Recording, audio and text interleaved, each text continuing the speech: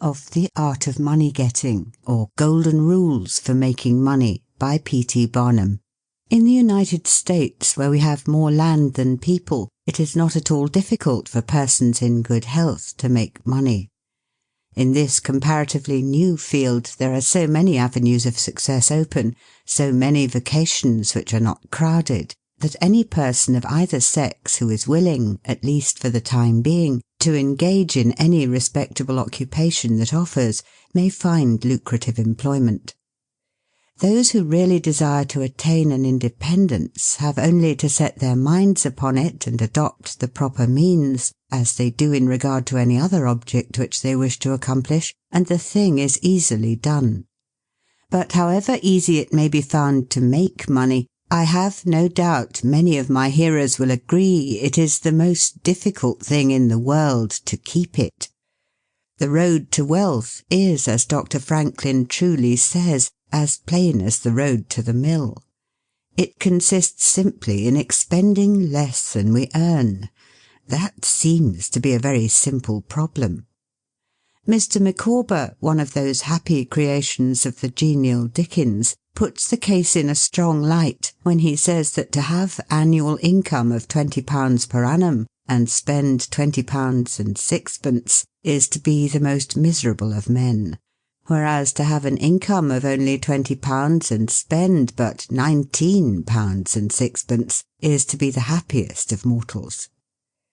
Many of my readers may say, "We understand this. This is economy, and we know economy is wealth. We know we can't eat our cake and keep it also." Yet I beg to say that perhaps more cases of failure arise from mistakes on this point than almost any other. The fact is, many people think they understand economy when they really do not. True economy is misapprehended, and people go through life without properly comprehending what that principle is. One says, "I have an income of so much, and here is my neighbour who has the same. Yet every year he gets something ahead and I fall short. Why is it? I know all about economy." He thinks he does, but he does not. There are men who think that economy consists in saving cheese parings and candle ends, in cutting off 2d from the laundress bill, and doing all sorts of little mean, dirty things. Economy is not meanness. The misfortune is also that this class of persons let their economy apply in only one direction. They fancy they are so wonderfully economical in saving a halfpenny when they ought to spend 2d that they think they can afford to squander in other directions. A few years ago, before kerosene oil was discovered or thought of, one might stop overnight at almost any farmer's house in the agricultural districts and get a very good supper, but after supper he might attempt to read in the sitting-room and would find it impossible with the inefficient light of one candle. The hostess, seeing his dilemma, would say, "It is rather difficult to read here evenings. The proverb says you must have a ship at sea in order to be able to burn 2 candles at once. We never have an extra candle, except on extra occasions." These extra occasions occur, perhaps, twice a year. In this way the good woman saves $5, $6, or $10 in that time, but the information which might be derived from having the extra light would, of course, far outweigh a ton of candles. But the trouble does not end here. Feeling that she is so economical in tallow candles, she thinks she can afford to go frequently to the village and spend $20 or $30 for ribbons and furbelows, many of which are not necessary. This false connote may frequently be seen in men of business, and in those instances it often runs to writing paper. You find good business men who save all the old envelopes and scraps, and would not tear a new sheet of paper if they could avoid it for the world. This is all very well. They may in this way save $5 or $10 a year, But being so economical, only in notepaper, they think they can afford to waste time, to have expensive parties and to drive their carriages. This is an illustration of Dr. Franklin's saving at the spigot and wasting at the bunghole, penny wise and pound foolish. Punch, in speaking of this one idea class of people, says they are like the man who bought a penny herring for his family's dinner and then hired a coach and four to take it home. I never knew a man to succeed by practicing this kind of economy. True economy consists in always making the income exceed the outgo. Wear the old clothes a little longer if necessary. Dispense with the new pair of gloves. Mend the old dress. Live on plainer food if need be. So that under all circumstances, unless some unforeseen accident occurs, there will be a margin in favour of the income. A penny here and a dollar there, placed at interest, goes on accumulating, and in this way the desired result is attained. It requires some training, perhaps, to accomplish this economy, but when once used to it, you will find there is more satisfaction in rational saving than in irrational spending. Here is a recipe which I recommend. I have found it to work an excellent cure for extravagance, and especially for mistaken economy. When you find that you have no surplus at the end of the year, and yet have a good income, I advise you to take a few sheets of paper and form them into a book, and mark down every item of expenditure. Post it every day or week in 2 columns, one headed Necessaries, or even Comforts, and the other headed Luxuries, and you will find that the latter column will be double, treble, and frequently 10 times greater than the former. The real comforts of life cost but a small portion of what most of us can earn. Dr. Franklin says, quote, "It is the eyes of others and not our own eyes which ruin us. If all the world were blind except myself, I should not care for fine clothes or furniture." End quote. It is the fear of what Mrs. Grundy may say that keeps the noses of many worthy families to the grindstone. In America, many persons like to repeat, "We are all free and equal," but it is a great mistake, in more senses than one. That we are born free and equal is a glorious truth in one sense. Yet we are not all born equally rich, and we never shall be. One may say, there is a man who has an income of $50,000 per annum, while I have but $1,000. I knew that fellow when he was poor like myself. Now he is rich and thinks he is better than I am. I will show him that I am as good as he is. I will go and buy a horse and buggy. No, I cannot do that. But I will go and hire one and ride this afternoon on the same road that he does, and thus prove to him that I am as good as he is. My friend, you need not take that trouble. You can easily prove that you are as good as he is. You have only to behave as well as he does. But you cannot make anybody believe that you are as rich as he is. Besides, if you put on these airs, and waste your time and spend your money, your poor wife will be obliged to scrub her fingers off at home and buy her tea 2 ounces at a time and everything else in proportion, in order that you may keep up appearances and, after all, deceive nobody. On the other hand, Mrs. Smith may say that her next-door neighbour married Johnson for his money, and everybody says so. She has a nice $1,000 camel's hair shawl, and she will make Smith get her an imitation one, and she will sit in a pew right next to her neighbour in church in order to prove that she is her equal. My good woman, you will not get ahead in the world if your vanity and envy thus take the lead. In this country, where we believe the majority ought to rule, we ignore that principle in regard to fashion, and let a handful of people calling themselves the aristocracy run up a false standard of perfection, and in endeavouring to rise to that standard, we constantly keep ourselves poor, all the time digging away for the sake of outside appearances. How much wiser to be a law unto ourselves and say, we will regulate our outgo by our income and lay up something for a rainy day. People ought to be as sensible on the subject of money getting as on any other subject. Like causes produces like effects. You cannot accumulate a fortune by taking the road that leads to poverty. It needs no prophet to tell us that those who live fully up to their means, without any thought of a reverse in this life, can never attain a pecuniary independence.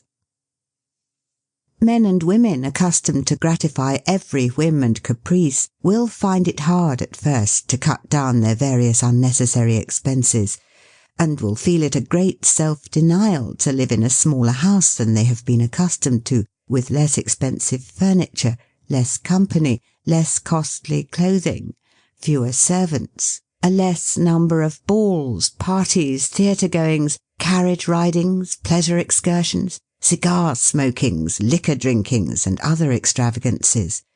But after all, if they will try the plan of laying by a nest-egg, or in other words, a small sum of money at interest or judiciously invested in land, they will be surprised at the pleasure to be derived from constantly adding to their little pile, as well as from all the economical habits which are engendered by this course.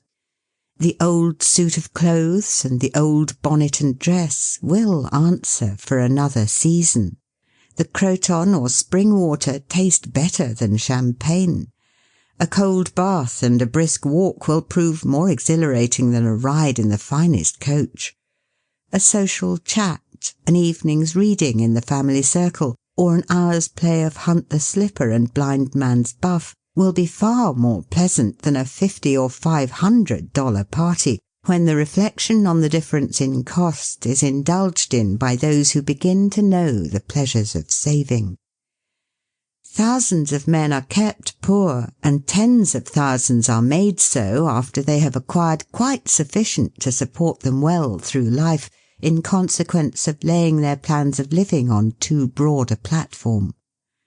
Some families expend $20,000 per annum, and some much more, and would scarcely know how to live on less, while others secure more solid enjoyment frequently on a 20th part of that amount. Prosperity is a more severe ordeal than adversity, especially sudden prosperity. Easy come, easy go is an old and true proverb. A spirit of pride and vanity, when permitted to have full sway, is the undying cankerworm which gnaws the very vitals of a man's worldly possessions, let them be small or great, hundreds or millions. Many persons, as they begin to prosper, immediately expand their ideas and commence expending for luxuries, until in a short time their expenses swallow up their income, and they become ruined in their ridiculous attempts to keep up appearances and make a sensation. I know a gentleman of fortune who says that when he first began to prosper, his wife would have a new and elegant sofa. That sofa, he says, cost me $30,000. When the sofa reached the house, it was found necessary to get chairs to match, then sideboards, carpets, and tables to correspond with them, and so on through the entire stock of furniture, when at last it was found that the house itself was quite too small and old-fashioned for the furniture, and a new one was built to correspond with the new purchases. Thus, added my friend, summing up an outlay of $30,000 caused by that single sofa, and saddling on me in the shape of servants, equipage, and the necessary expenses attendant upon keeping up a fine establishment, a yearly outlay of $11,000, and a tight pinch at that. Whereas 10 years ago we lived with much more real comfort, because with much less care, on as many hundreds. The truth is, he continued, that sofa would have brought me to inevitable bankruptcy had not a most unexampled title to prosperity kept me above it, and had I not checked the natural desire to cut a dash. The foundation of success in life is good health. That is the substratum fortune. It is also the basis of happiness. A person cannot accumulate a fortune very well when he is sick. He has no ambition, no incentive, no force. Of course, there are those who have bad health and cannot help it. You cannot expect that such persons can accumulate wealth, but there are a great many in poor health who need not be so. If, then, sound health is the foundation of success and happiness in life, how important it is that we should study the laws of health, which is but another expression for the laws of nature. The nearer we keep to the laws of nature, the nearer we are to good health. And yet how many persons there are who pay no attention to natural laws, but absolutely transgress them, even against their own natural inclination. We ought to know that the sin of ignorance is never winked at in regard to the violation of nature's laws. Their infraction always brings the penalty.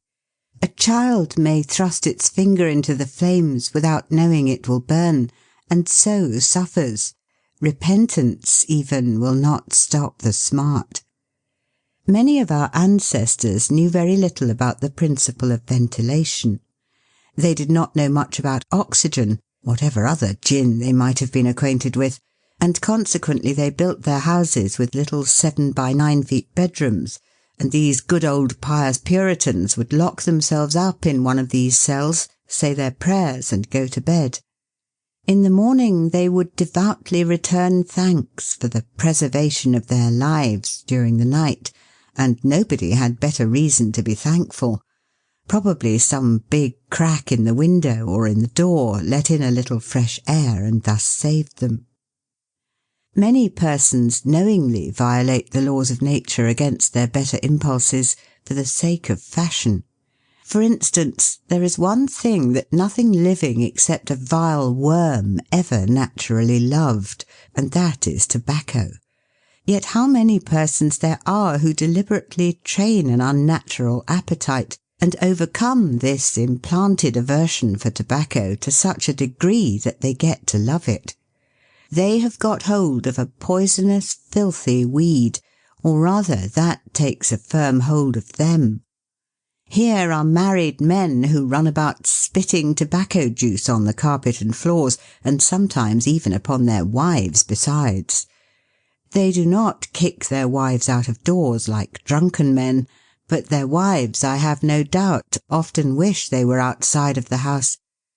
Another perilous feature is that this artificial appetite, like jealousy, grows by what it feeds on. When you love that which is unnatural, a stronger appetite is created for the hurtful thing than the natural desire for what is harmless. There is an old proverb which says that habit is second nature, but an artificial habit is stronger than nature. Take, for instance, an old tobacco chewer. His love for the quid is stronger than his love for any particular kind of food. He can give up roast beef easier than give up the weed. Young lads regret that they are not men. They would like to go to bed boys and wake up men. And to accomplish this they copy the bad habits of their seniors. Little Tommy and Johnny see their fathers or uncles smoke a pipe, and they say, "If I could only do that, I would be a man too. Uncle John has gone out and left his pipe of tobacco. Let us try it." They take a match and light it, and then puff away. "We will learn to smoke. Do you like it, Johnny?" That lad dolefully replies, "Not very much. It tastes bitter." By and by he grows pale, but he persists, and he soon offers up a sacrifice on the altar of fashion. But the boys stick to it and persevere until at last they conquer their natural appetites and become the victims of acquired tastes. I speak by the book, for I have noticed its effects on myself, having gone so far as to smoke 10 or 15 cigars a day, although I have not used the weed during the last 14 years, and never shall again. The more a man smokes, the more he craves smoking. The last cigar smoked simply excites the desire for another, and so on incessantly. Take the tobacco chewer. In the morning, when he gets up, he puts a quid in his mouth and keeps it there all day, never taking it out except to exchange it for a fresh one, or when he is going to eat. Oh yes, at intervals during the day and evening, many a chewer takes out the quid and holds it in his hand long enough to take a drink, and then pop it goes back again. This simply proves that the appetite for rum is even stronger than that for tobacco. When the tobacco chewer goes to your country seat and you show him your grapery and fruit house and the beauties of your garden, when you offer him some fresh ripe fruit and say, "My friend, I have got here the most delicious apples and pears and peaches and apricots. I have imported them from Spain, France and Italy. Just see those luscious grapes. There is nothing more delicious nor more healthy than ripe fruit. So help yourself. I want to see you delight yourself with these things." He will roll the dear quid under his tongue and answer, "No, I thank you, I have got tobacco in my mouth." His palate has become narcotized by the noxious weed, and he has lost in a great measure the delicate and enviable taste for fruits. This shows what expensive, useless and injurious habits men will get into. I speak from experience. I have smoked until I trembled like an aspen leaf, the blood rushed to my head, and I had a palpitation of the heart which I thought was heart disease, till I was almost killed with fright. When I consulted my physician, he said, "Break off tobacco using." I was not only injuring my health and spending a great deal of money, but I was setting a bad example. I obeyed his counsel. No young man in the world ever looked so beautiful as he thought he did behind a 15-cent cigar or a meerschaum. These remarks apply with tenfold force to the use of intoxicating drinks. To make money requires a clear brain. A man has got to see that 2 and 2 make 4.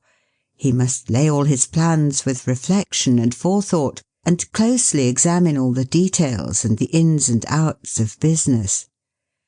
As no man can succeed in business unless he has a brain to enable him to lay his plans, and reason to guide him in their execution, so no matter how bountifully a man may be blessed with intelligence, if the brain is muddled and his judgment warped by intoxicating drinks, it is impossible for him to carry on business successfully.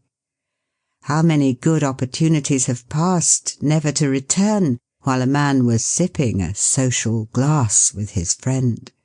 How many foolish bargains have been made under the influence of the nervine, which temporarily makes its victim think he is rich? How many important chances have been put off until tomorrow, and then forever, because the wine cup has thrown the system into a state of lassitude, neutralizing the energies so essential to success in business. Verily, wine is a mocker. The use of intoxicating drinks as a beverage is as much an infatuation as is the smoking of opium by the Chinese, and the former is quite as destructive to the success of the businessman as the latter. It is an unmitigated evil, utterly indefensible in the light of philosophy, religion, or good sense. It is the parent of nearly every other evil in our country. Don't mistake your vocation. The safest plan, and the one most sure of success for the young man starting in life, is to select the vocation which is most congenial to his tastes. Parents and guardians are often quite too negligent in regard to this.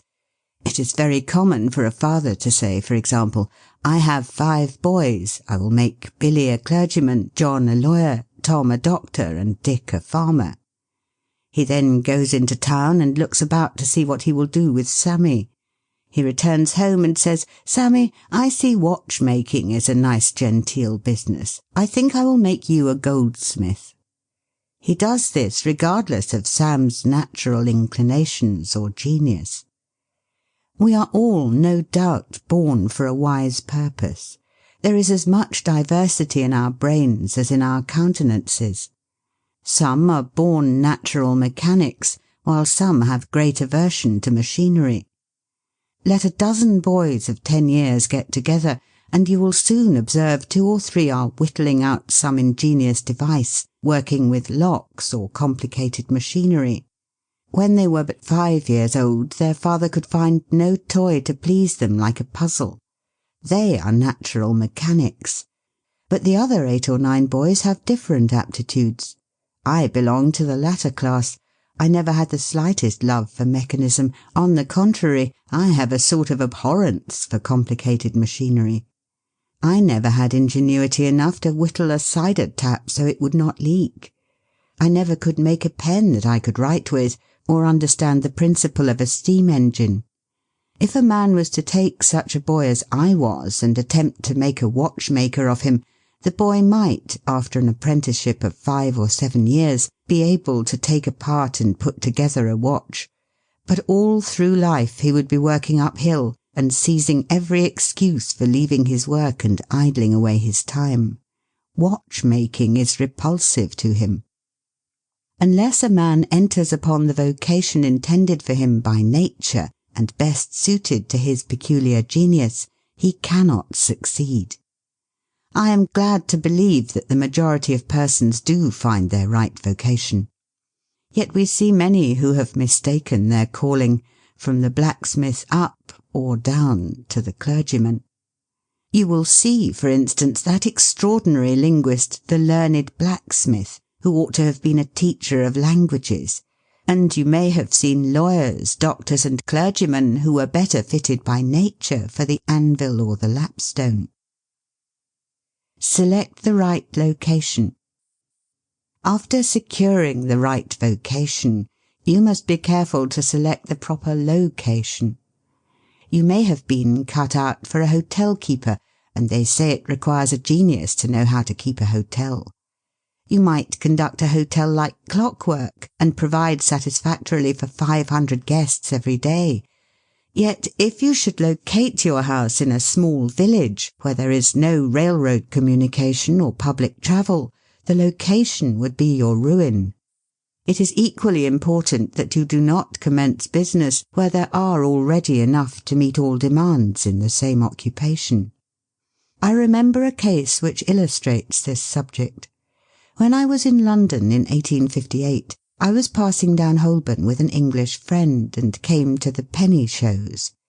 They had immense cartoons outside, portraying the wonderful curiosities to be seen, all for a penny. Being a little in the show line myself, I said, "Let us go in here." We soon found ourselves in the presence of the illustrious showman, and he proved to be the sharpest man in that line I had ever met.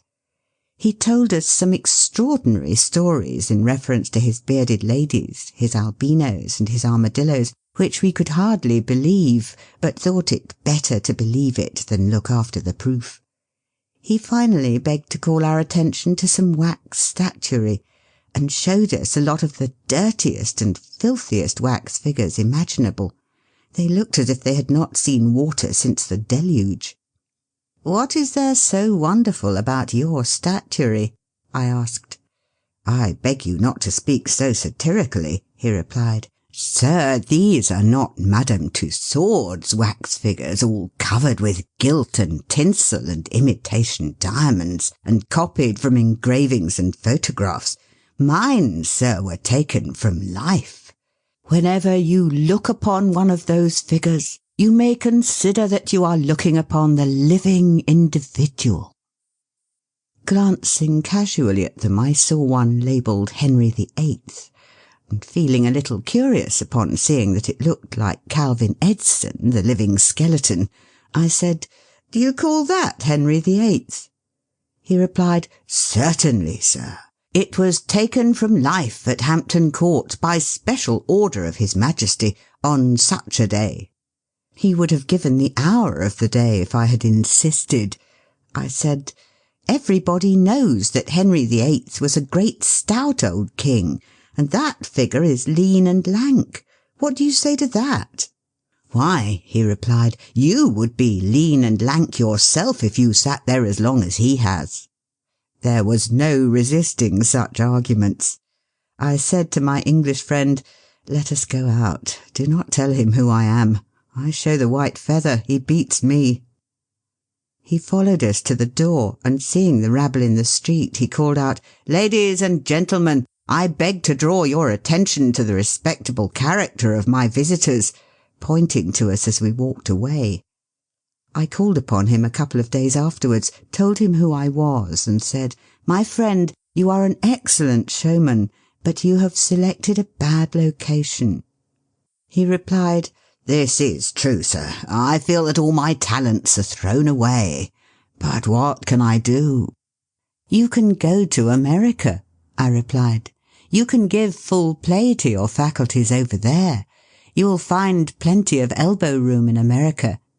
I will engage you for 2 years. After that you'll be able to go on your own account." He accepted my offer, and remained 2 years in my New York museum. He then went to New Orleans, and carried on a travelling show business during the summer. Today he is worth $60,000, simply because he selected the right vocation, and also secured the proper location.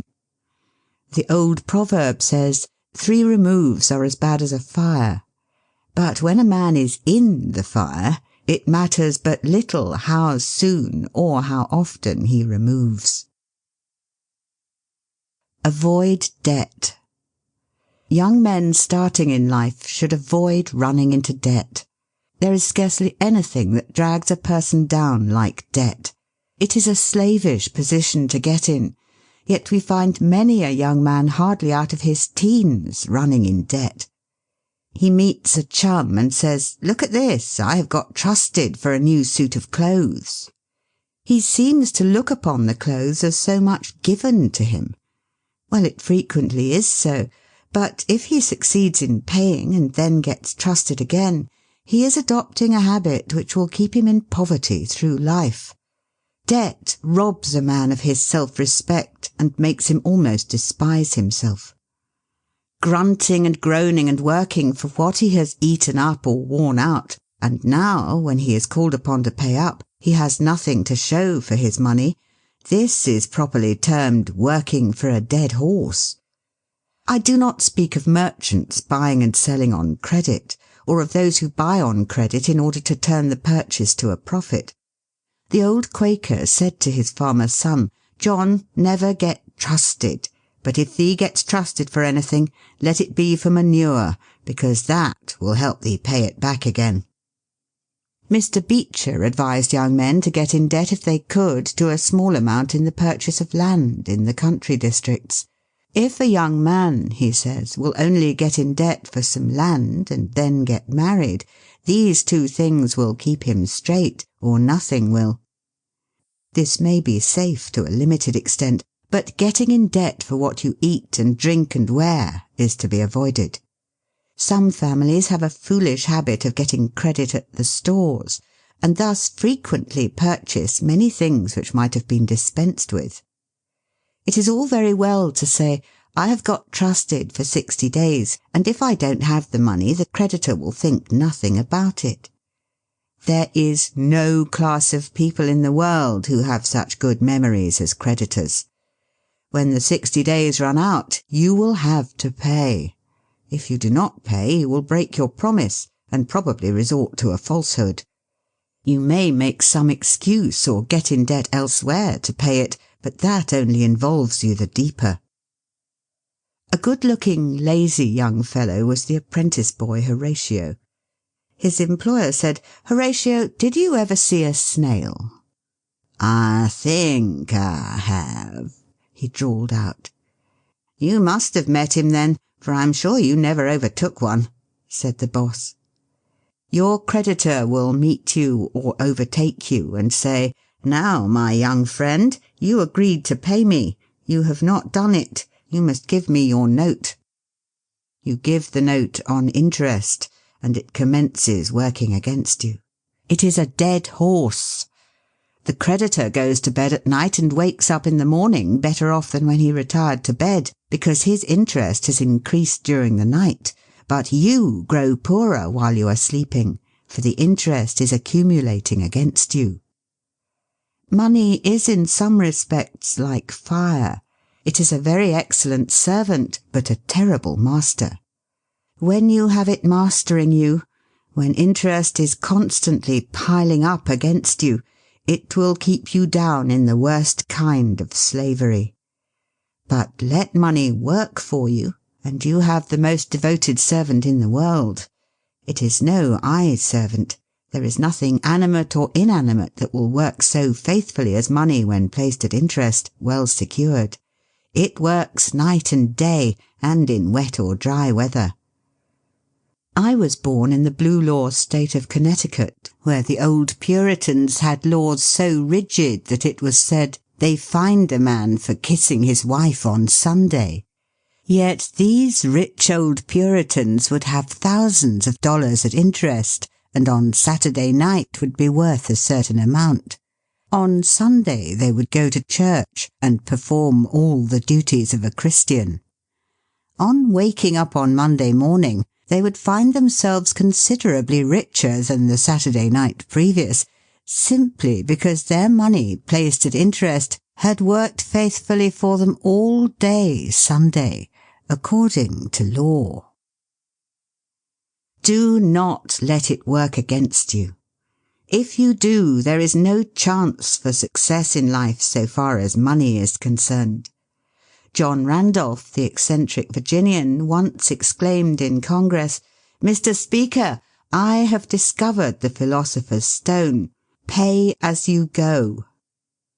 This is indeed nearer to the philosopher's stone than any alchemist has ever yet arrived. Persevere. When a man is in the right path, he must persevere. I speak of this because there are some persons who are born tired, naturally lazy and possessing no self-reliance and no perseverance. But they can cultivate these qualities, as Davy Crockett said, "This thing remember when I am dead, be sure you are right, then go ahead." It is this go-aheaditiveness, this determination not to let the horrors or the blues take possession of you so as to make you relax your energies in the struggle for independence, which you must cultivate. How many have almost reached the goal of their ambition, but losing faith in themselves have relaxed their energies, and the golden prize has been lost for ever. It is no doubt often true, as Shakespeare says, "There is a tide in the affairs of men, which, taken at the flood, leads on to fortune." If you hesitate, some bolder hand will stretch out before you and get the prize. Remember the proverb of Solomon, "He becometh poor that dealeth with a slack hand, but the hand of the diligent maketh rich." Perseverance is sometimes but another word for self-reliance. Many persons naturally look on the dark side of life and borrow trouble. They are born so. Then they ask for advice, and they will be governed by one wind and blown by another, and cannot rely upon themselves. Until you can get so that you can rely upon yourself, you need not expect to succeed. I have known men personally who have met with pecuniary reverses and absolutely committed suicide, because they thought they could never overcome their misfortune. But I have known others who have met more serious financial difficulties, and have bridged them over by simple perseverance, aided by a firm belief that they were doing justly and that Providence would overcome evil with good. You will see this illustrated in any sphere of life.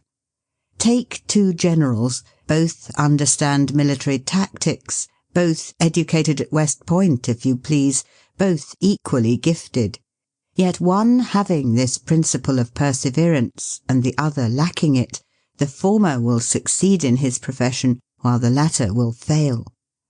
One may hear the cry, "The enemy are coming, and they have got cannon." "Got cannon?" says the hesitating general. "Yes." "Then halt every man." He wants time to reflect. His hesitation is his ruin. The enemy passes unmolested or overwhelms him, while on the other hand the general of pluck, perseverance, and self-reliance goes into battle with a will, and amid the clash of arms, the booming of cannon, the shrieks of the wounded, and the moans of the dying, you will see this man persevering, going on, cutting and slashing his way through with unwavering determination, inspiring his soldiers to deeds of fortitude, valour, and triumph. Whatever you do, do it with all your might. Work at it, if necessary, early and late, in season and out of season, not leaving a stone unturned, and never deferring for a single hour that which can be done just as well now. The old proverb is full of truth and meaning. Whatever is worth doing at all is worth doing well. Many a man acquires a fortune by doing his business thoroughly, while his neighbour remains poor for life because he only half does it. Ambition, energy, industry, perseverance are indispensable requisites for success in business. Fortune always favours the brave, and never helps a man who does not help himself. It won't do to spend your time like Mr. Micawber in waiting for something to turn up. To such men, one of two things usually turns up: the poorhouse or the jail. For idleness breeds bad habits, and clothes a man in rags. The poor spendthrift vagabond said to a rich man, "I have discovered there is money enough in the world for all of us, if it was equally divided. This must be done, and we shall all be happy together."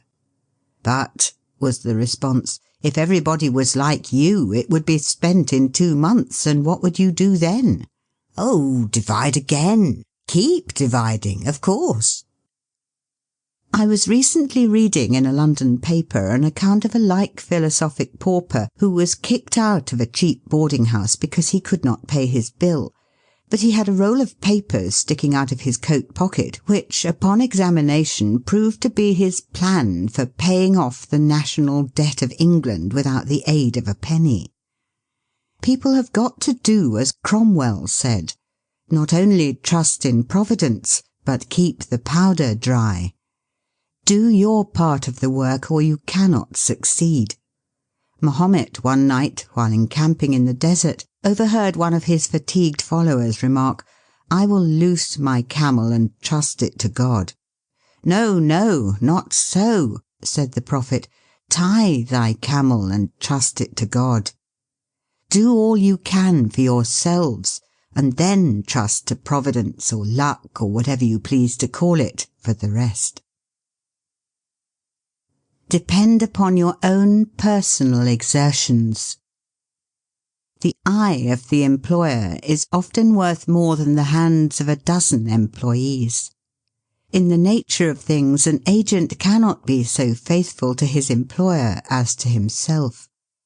Many who are employers will call to mind instances where the best employees have overlooked important points which could not have escaped their own observation as a proprietor.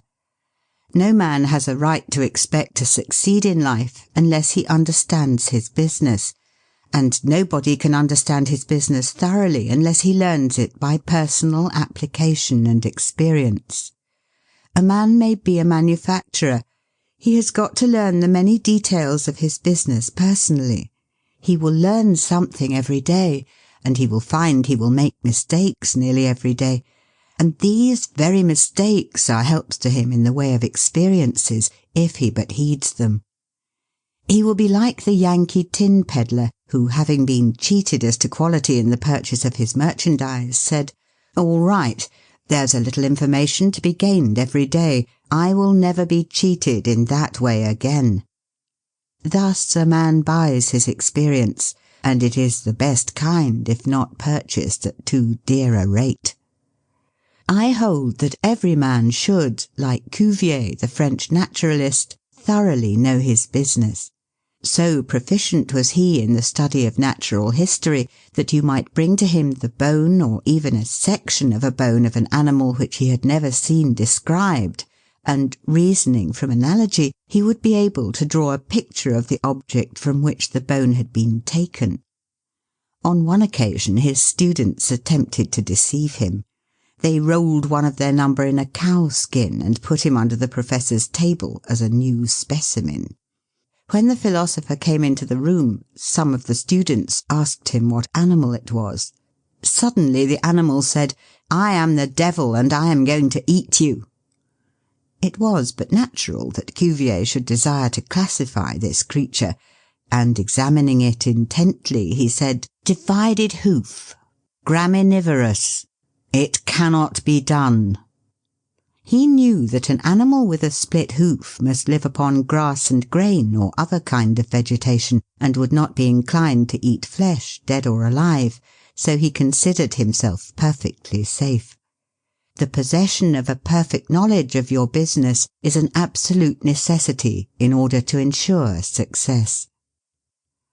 Among the maxims of the elder Rothschild was one, an apparent paradox: be cautious and bold.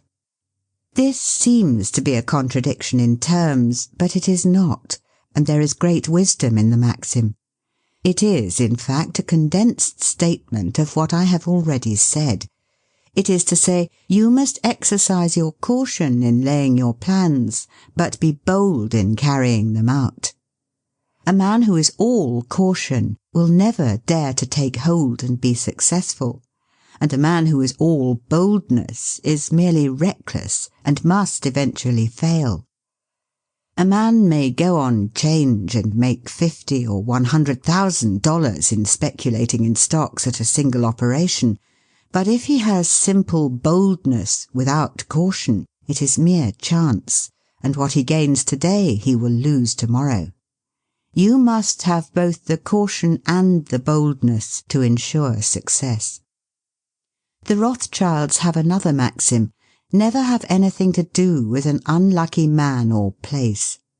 That is to say, never have anything to do with a man or place which never succeeds, because although a man may appear to be honest and intelligent, yet if he tries this or that thing and always fails, it is on account of some fault or infirmity that you may not be able to discover, but nevertheless which must exist. There is no such thing in the world as luck. There never was a man who could go out in the morning and find a purse full of gold in the street today, and another tomorrow, and so on, day after day. He may do so once in his life, but so far as mere luck is concerned, he is as liable to lose it as to find it. Like causes produce like effects. If a man adopts the proper methods to be successful, luck will not prevent him.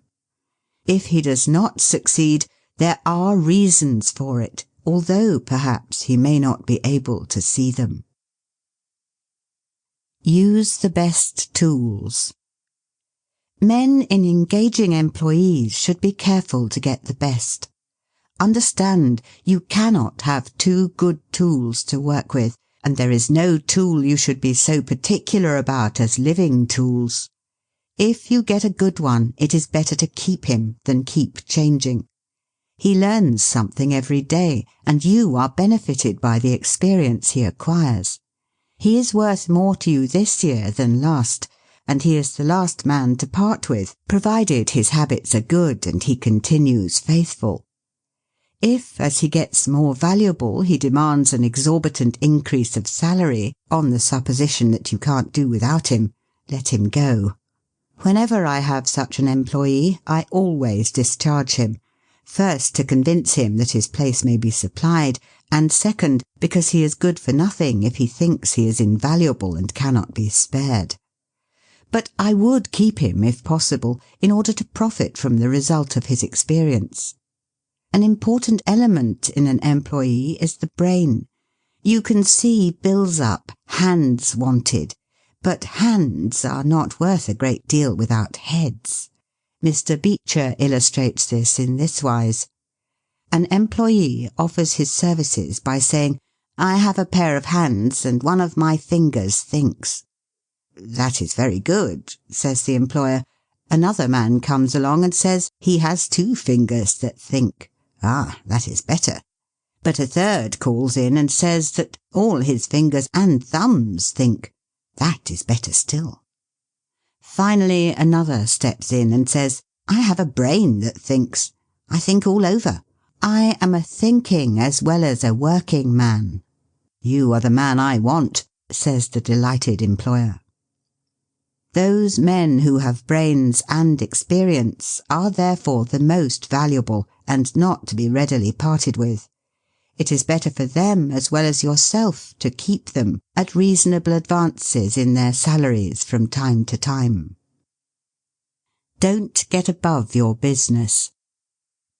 Young men, after they get through their business training or apprenticeship, instead of pursuing their avocation and rising in their business, will often lie about doing nothing.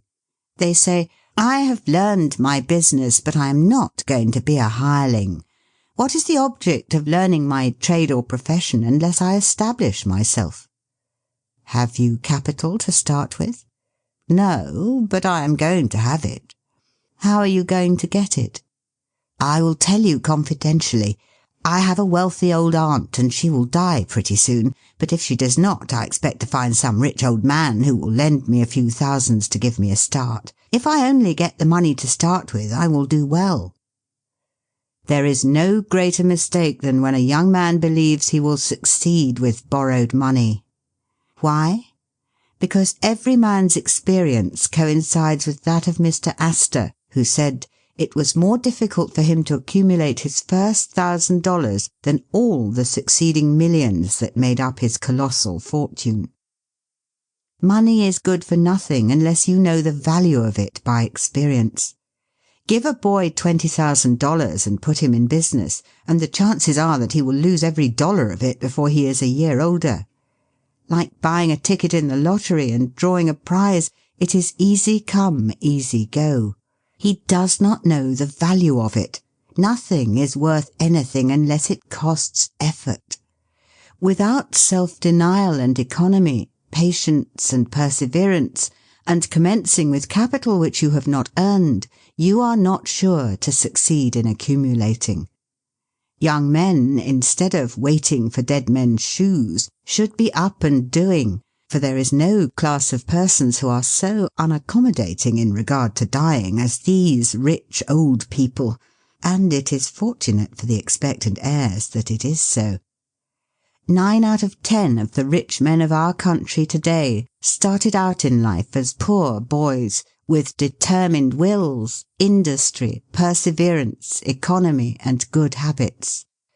They went on gradually, made their own money, and saved it, and this is the best way to acquire a fortune. Stephen Girard started life as a poor cabin boy and died worth $9 million. A.T. Stewart was a poor Irish boy. Now he pays taxes on $1.5 million of income per year. John Jacob Astor was a poor farmer boy and died worth 20 millions. Cornelius Vanderbilt began life rowing a boat from Staten Island to New York. Now he presents our government with a steamship worth $1 million, and he is worth 50 millions. There is no royal road to learning, says the proverb, and I may say it is equally true, there is no royal road to wealth. But I think there is a royal road to both. The road to learning is a royal one.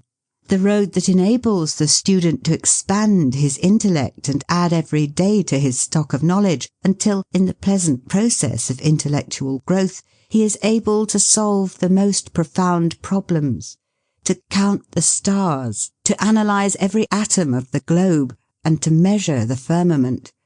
This is a regal highway, and it is the only road worth travelling. So, in regard to wealth. Go on in confidence, study the rules, and above all things, study human nature. For the proper study of mankind is man. And you will find that while expanding the intellect and the muscles, your enlarged experience will enable you every day to accumulate more and more principle, which will increase itself by interest and otherwise, until you arrive at a state of independence. You will find, as a general thing, that the poor boys get rich and the rich boys get poor.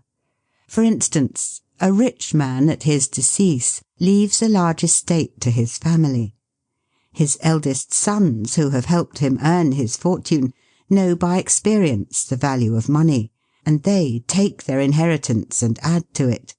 The separate portions of the young children are placed at interest, and the little fellows are patted on the head and told a dozen times a day, "You are rich. You will never have to work.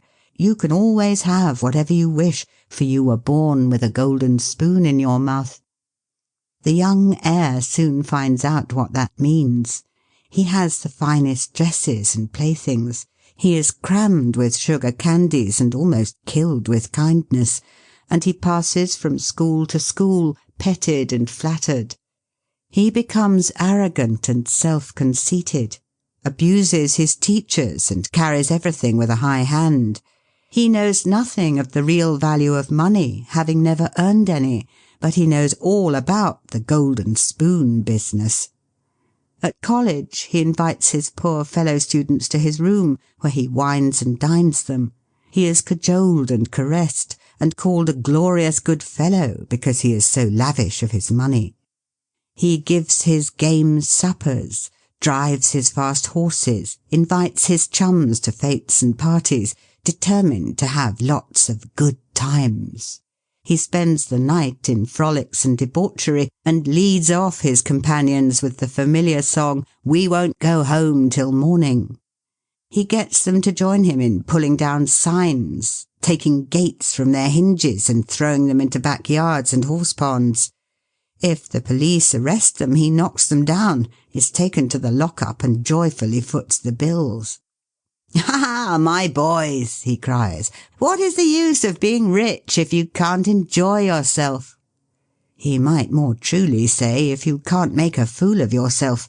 But he is fast, hates slow things, and don't see it. Young men loaded down with other people's money are almost sure to lose all they inherit, and they acquire all sorts of bad habits which in the majority of cases ruin them in health, purse, and character. In this country one generation follows another, and the poor of to-day are rich in the next generation, or the third.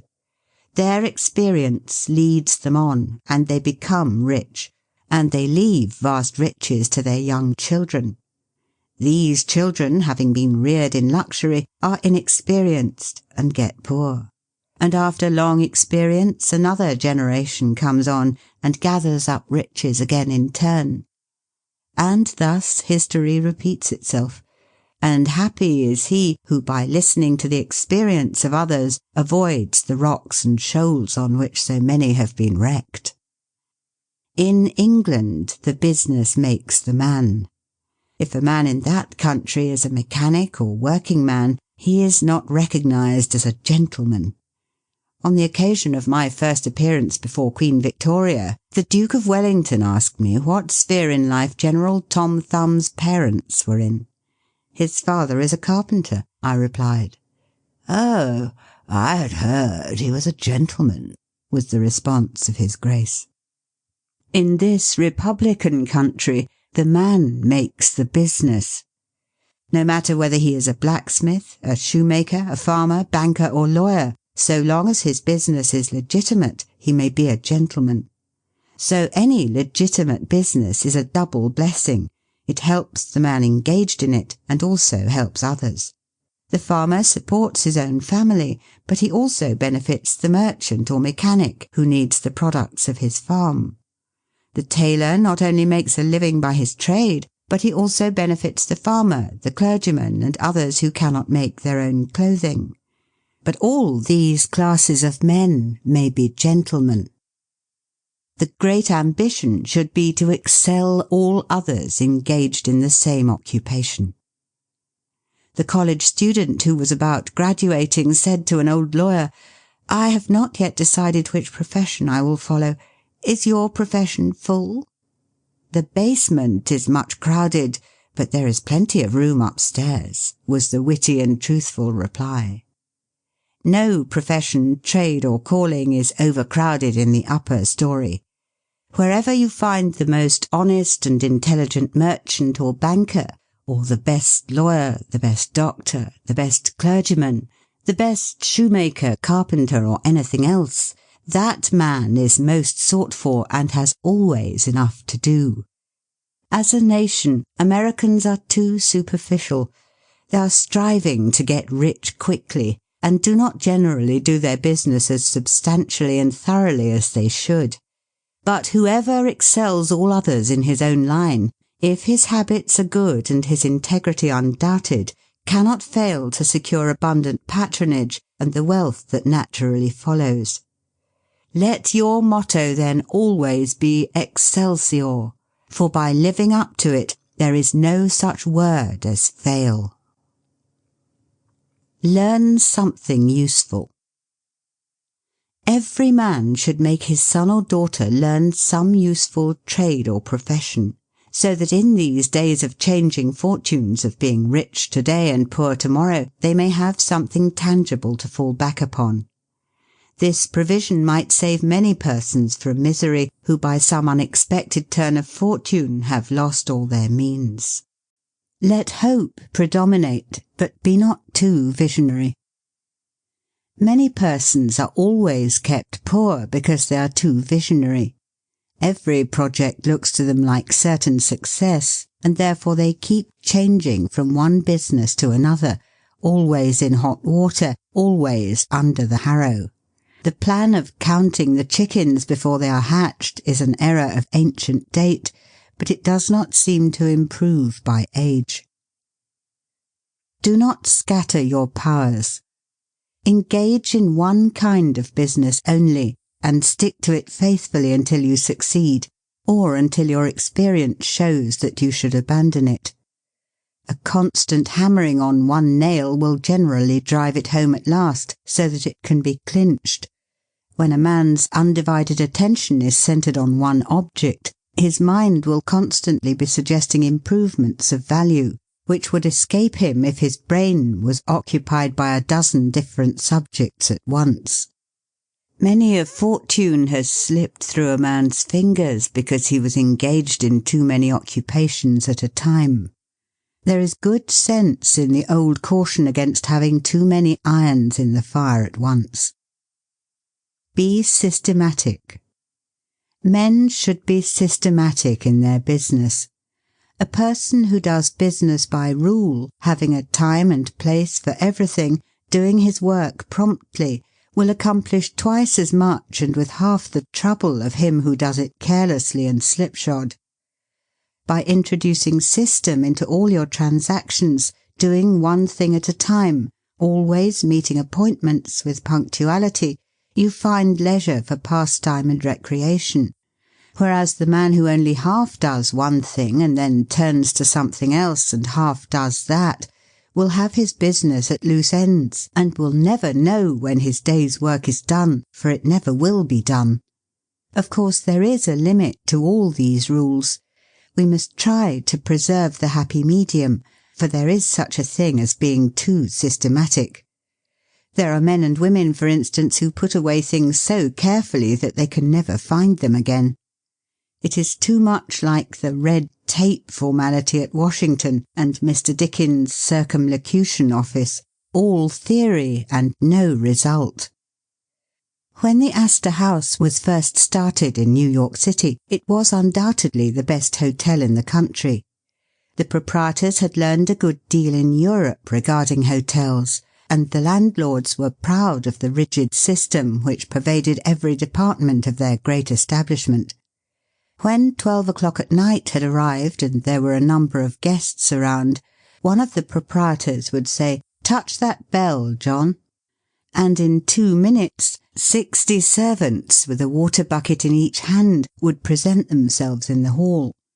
"This," said the landlord, addressing his guests, "is our fire bell. It will show you we are quite safe here. We do everything systematically." This was before the Croton water was introduced into the city. But they sometimes carried their system too far.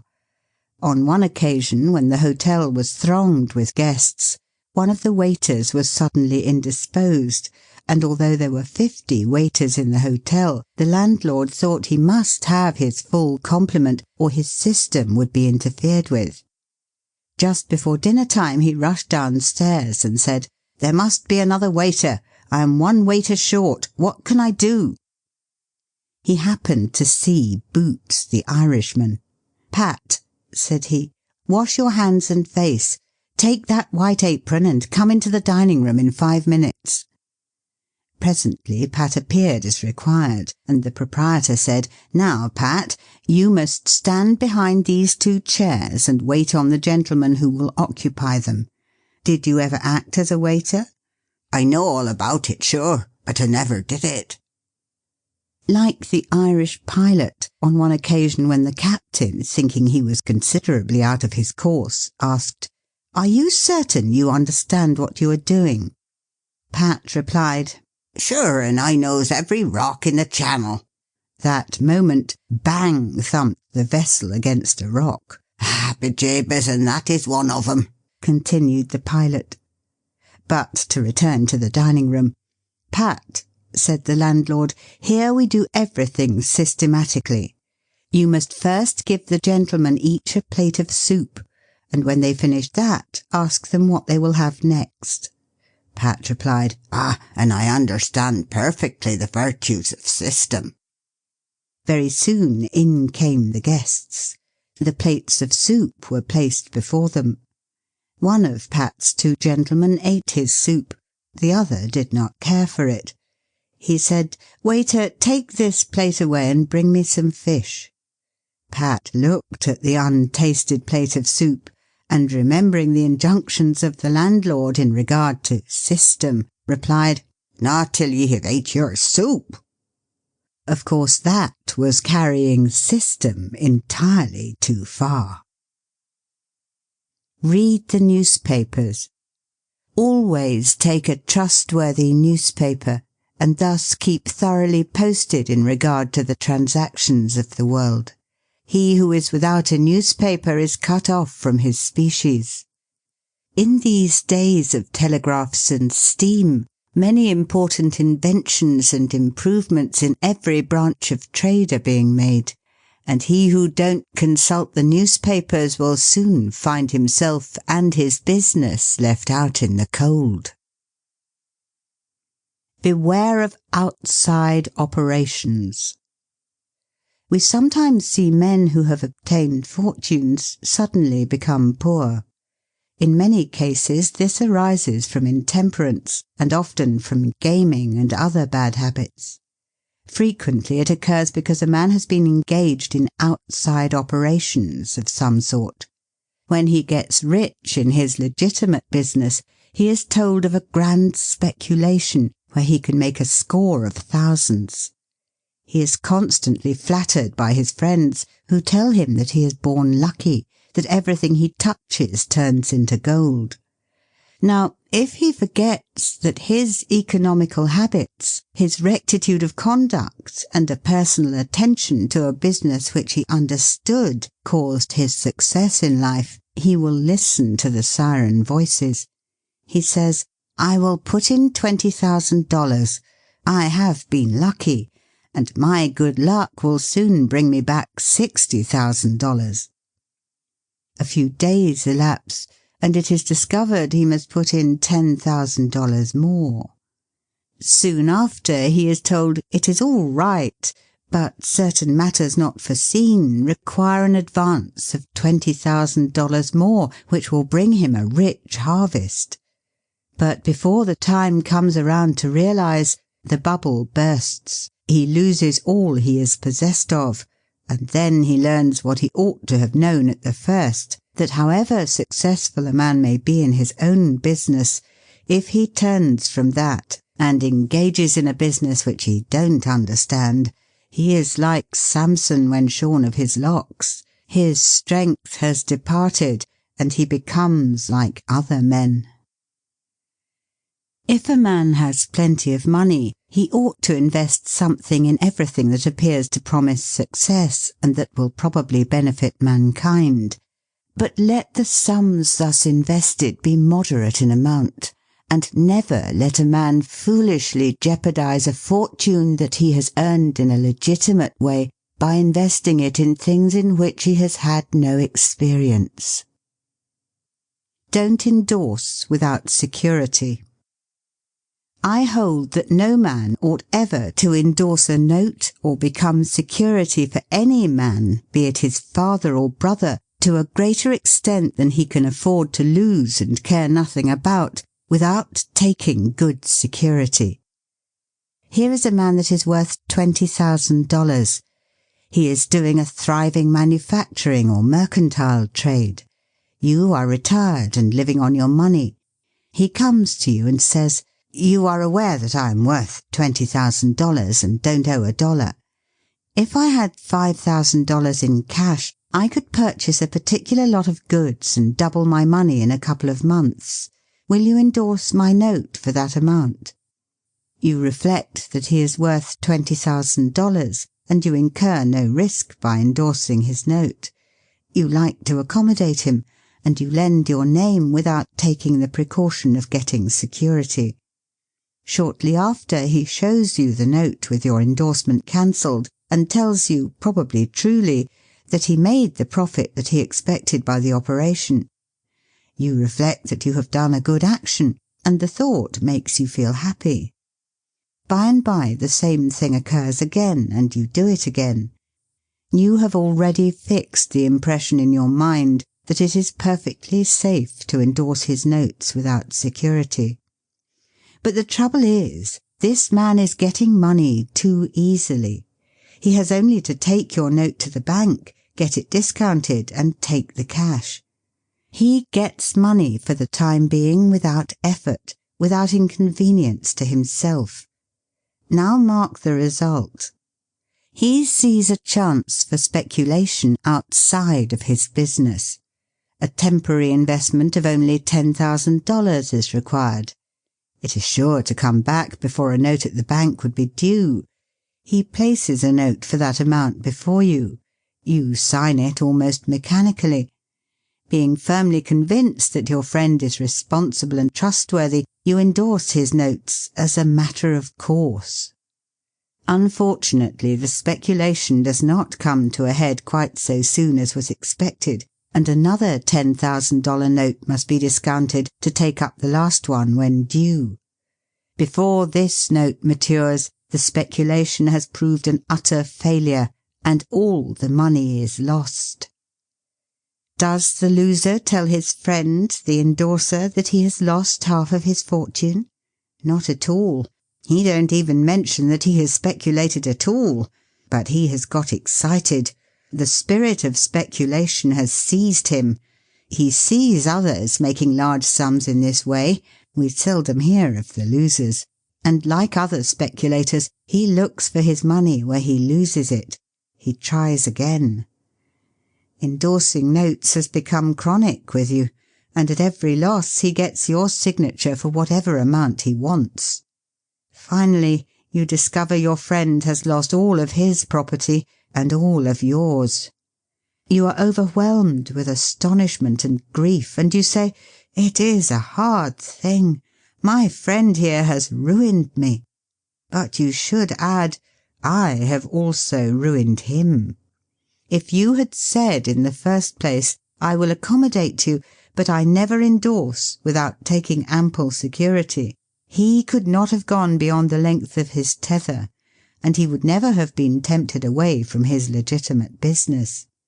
It is a very dangerous thing, therefore, at any time, to let people get possession of money too easily. It tempts them to hazardous speculations, if nothing more.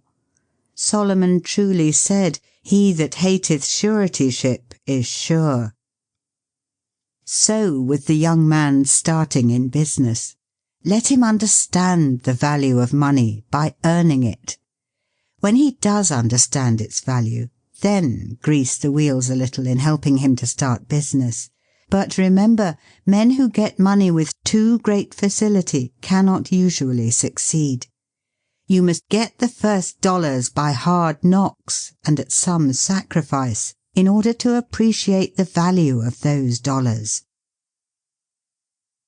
Advertise your business.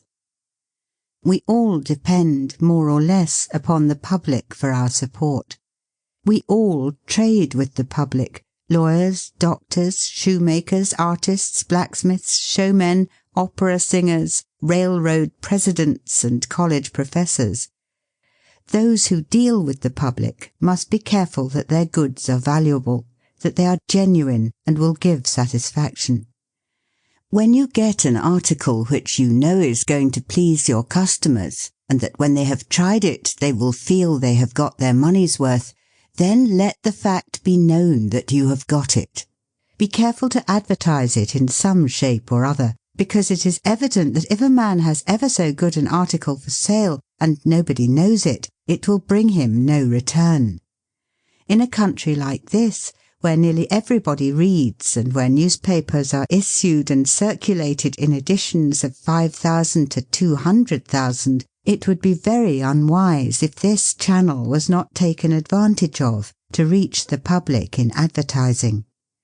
A newspaper goes into the family and is read by wife and children as well as the head of the house. Hence hundreds and thousands of people may read your advertisement while you are attending to your routine business. Many, perhaps, read it while you are asleep. The whole philosophy of life is first sow, then reap. That is the way the farmer does. He plants his potatoes and corn and sows his grain, and then goes about something else, and the time comes when he reaps. But he never reaps first and sows afterwards. This principle applies to all kinds of business, and to nothing more eminently than to advertising. If a man has a genuine article, there is no way in which he can reap more advantageously than by sowing to the public in this way. He must, of course, have a really good article, and one which will please his customers. Anything spurious will not succeed permanently, because the public is wiser than many imagine.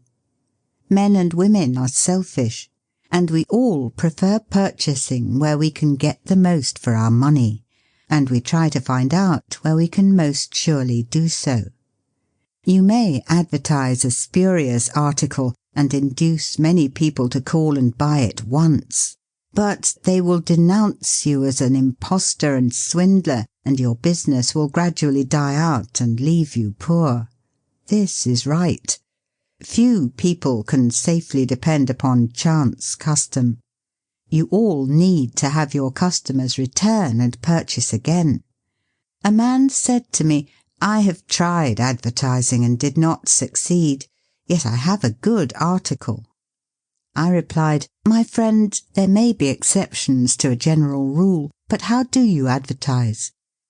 "I put it in a weekly newspaper 3 times and paid $1.50 for it."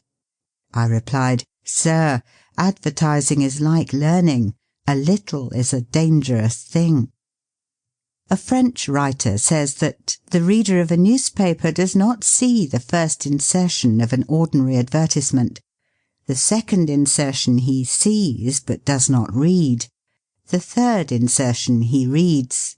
The fourth insertion he looks at the price. The fifth insertion he speaks of it to his wife. The sixth insertion he is ready to purchase. and the 7th insertion he purchases.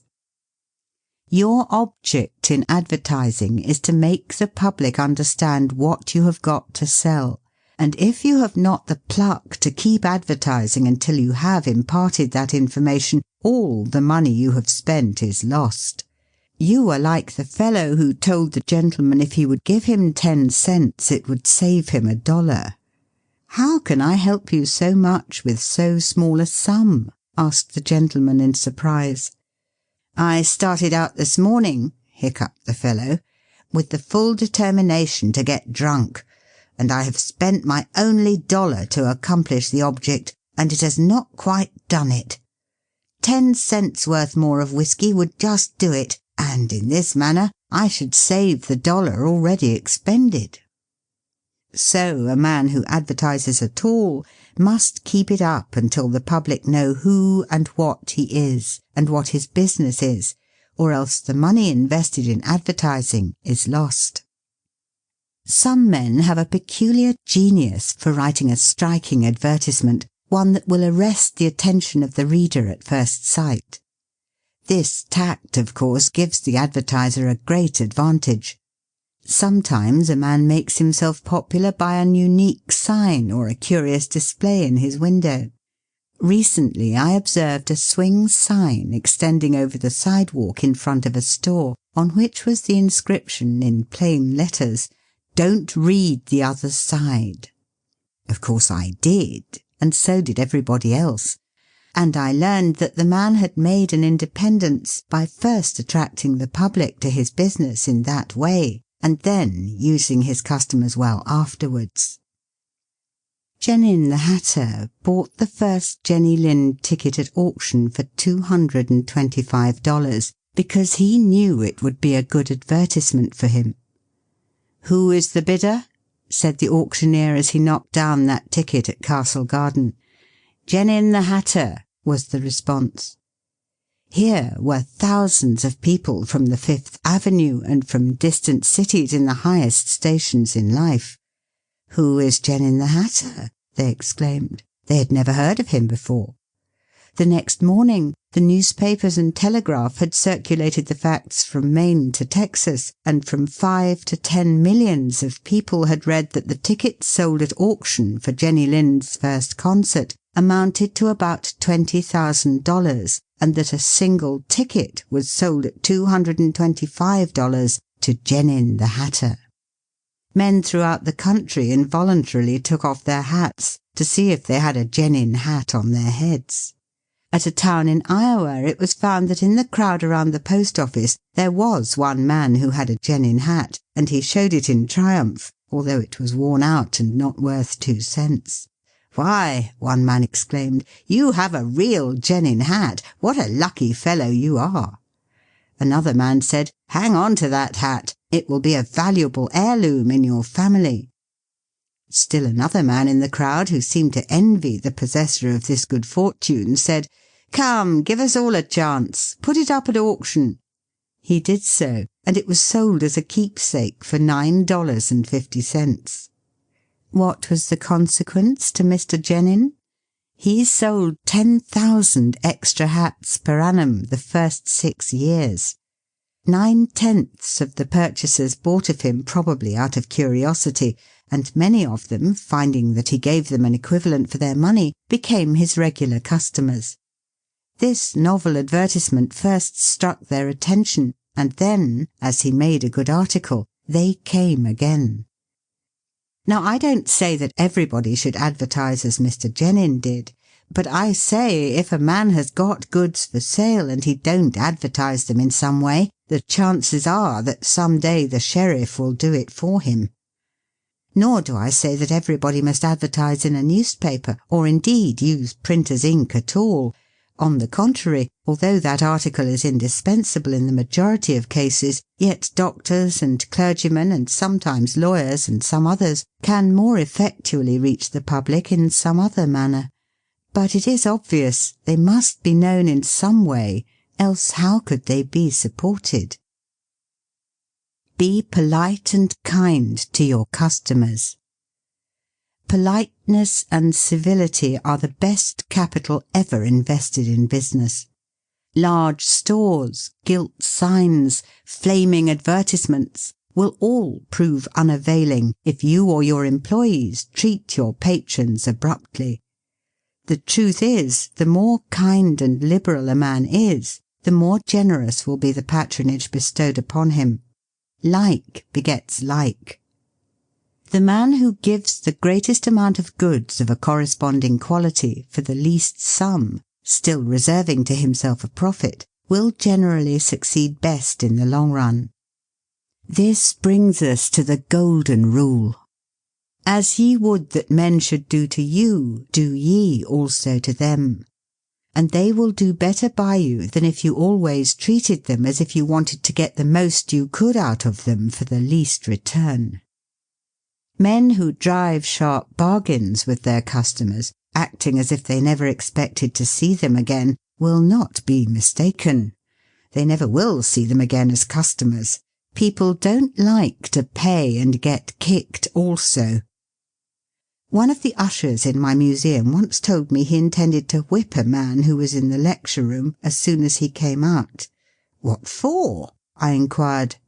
"Because he said I was no gentleman," replied the usher. "Never mind," I replied. "He pays for that, and you will not convince him you are a gentleman by whipping him. I cannot afford to lose a customer. If you whip him, he will never visit the museum again, and he will induce friends to go with him to other places of amusement instead of this, and thus, you see, I should be a serious loser." "But he insulted me," muttered the usher. "Exactly," I replied. "And if he owned the museum, and you had paid him for the privilege of visiting it, and he had then insulted you, there might be some reason in your resenting it.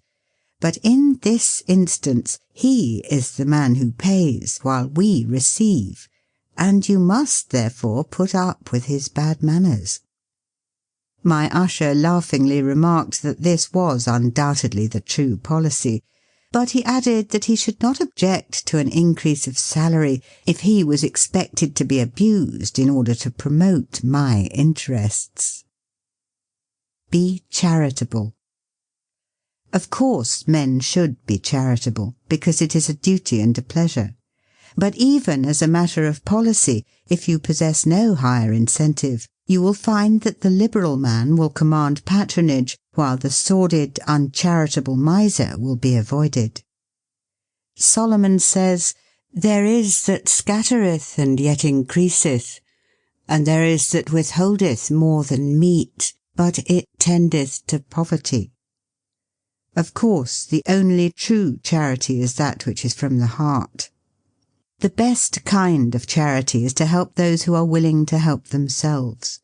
Promiscuous almsgiving, without inquiring into the worthiness of the applicant, is bad in every sense. But to search out and quietly assist those who are struggling for themselves is the kind that scattereth and yet increaseth.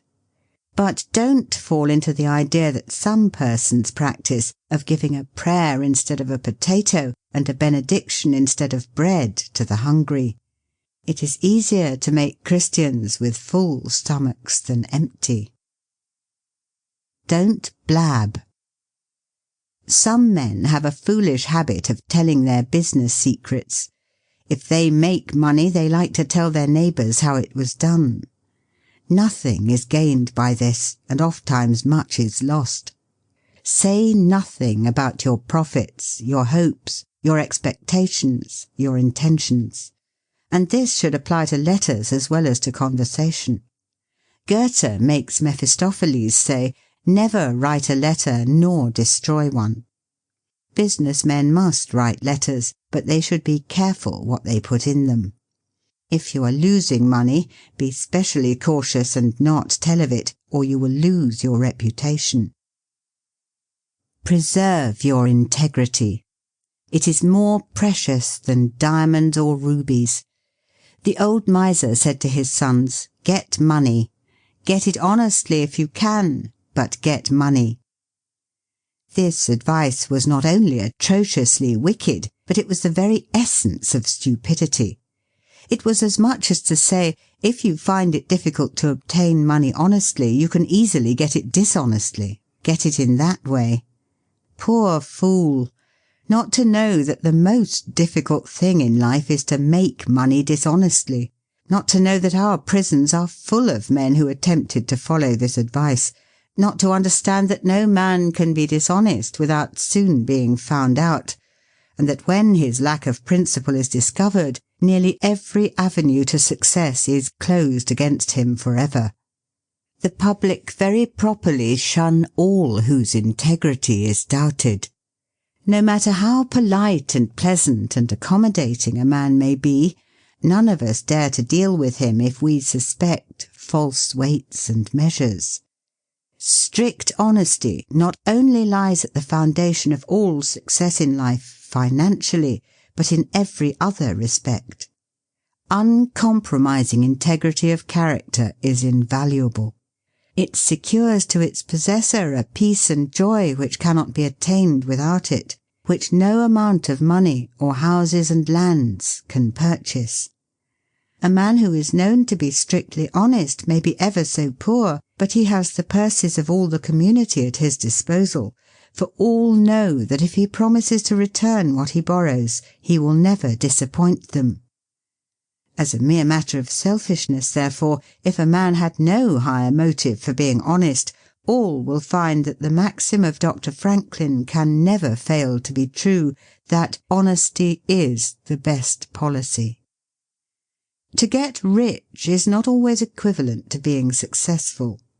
There are many rich poor men, while there are many others, honest and devout men and women, who have never possessed so much money as some rich persons squander in a week, but who are nevertheless really richer and happier than any man can ever be while he is a transgressor of the higher laws of his being.